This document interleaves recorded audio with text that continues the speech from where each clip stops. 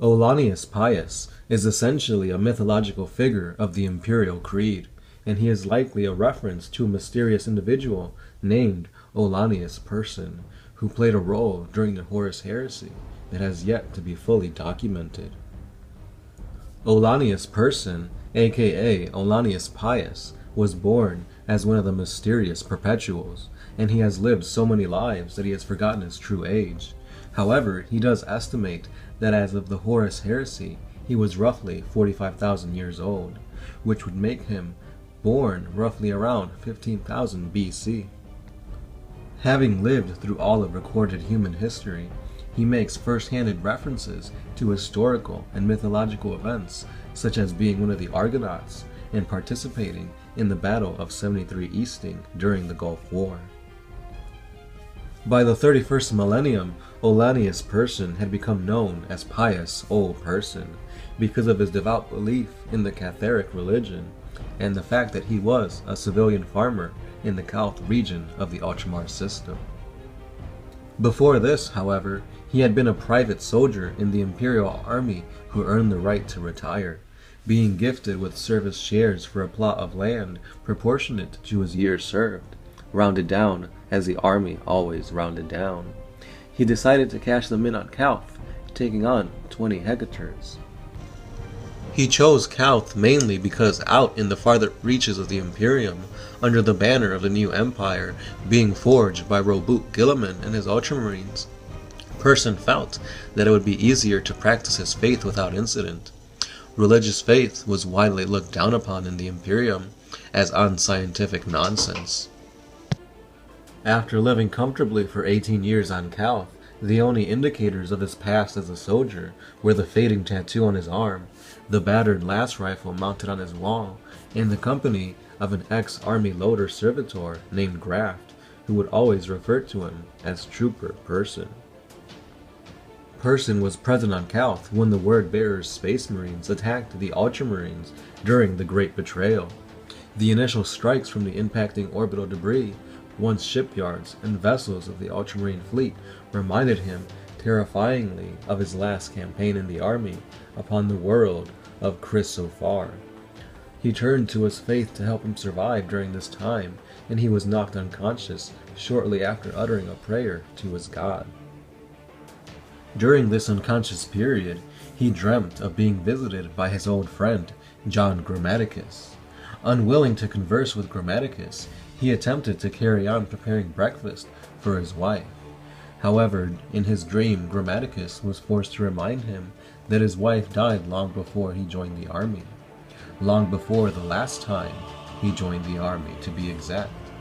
But he refused to listen to John's words.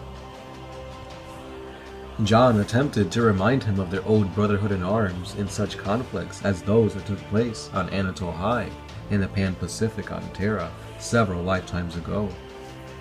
Finally, Grammaticus used his status of being one of the few remaining Perpetuals in existence to somewhat reluctantly guilt him into paying attention. I am only what I am now thanks to Xenos' intervention. You're a true Perpetual. You're still like him. These words were what brought back Person to his vision.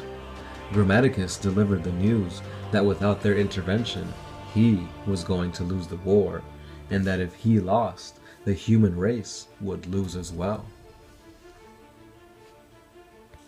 Grammaticus urged his old friend to leave Calth via the Immaterium sidestep and to gain an object for him.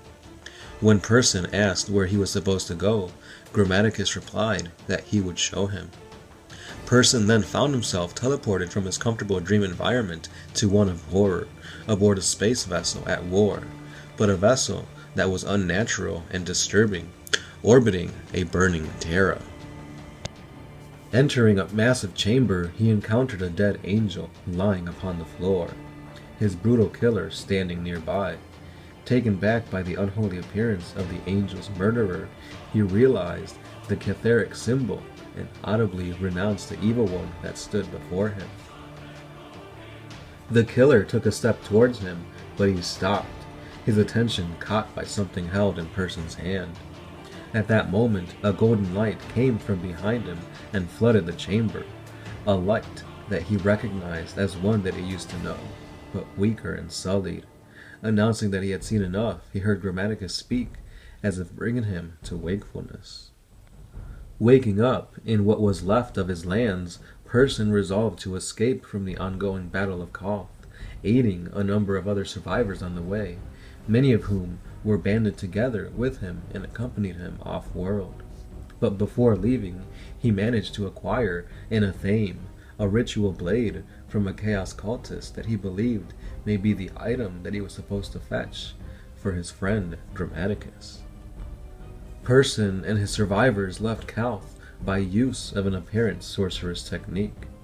He then used the athame to open what appeared to be a form of a warp gate, and they stepped through.